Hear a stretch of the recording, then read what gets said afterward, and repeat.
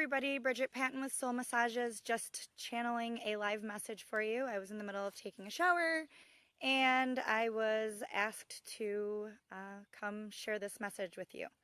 So I've had some people reach out with curiosity, wanting to know why sometimes I use the word creator or spirit or the universe rather than God.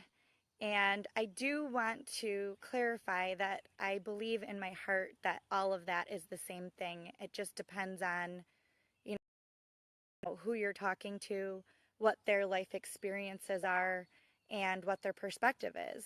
And it's by the channeled messages that I've started giving the last year and a half that I know this to be true, that they are all connected and they are all the same thing.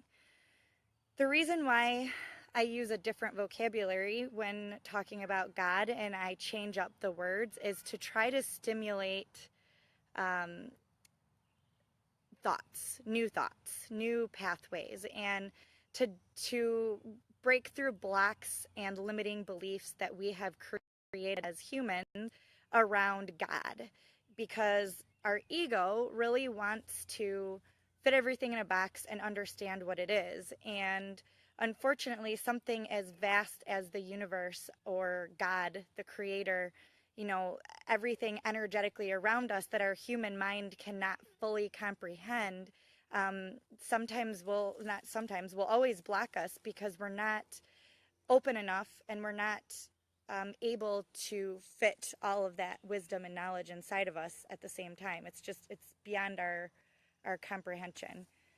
So the reason that I use these other words is because it's really helpful to release those limiting beliefs and to move past blocks that we've created around the guidelines that we've put in place to be able to connect with God.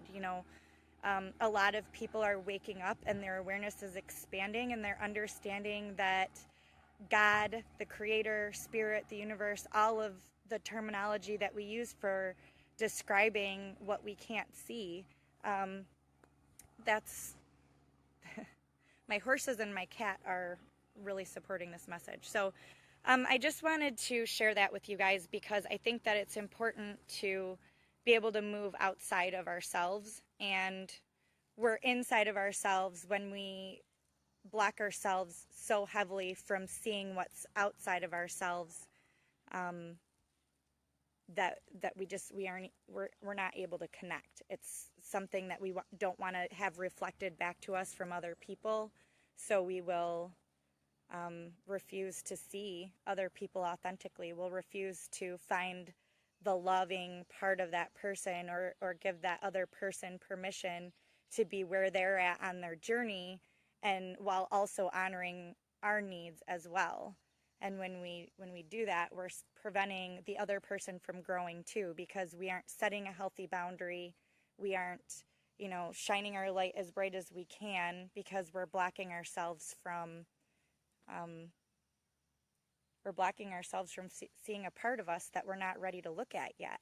And when we understand that we're all going to be different, it really gives us permission to accept who we are inside, regardless of what anybody else is doing outside of us.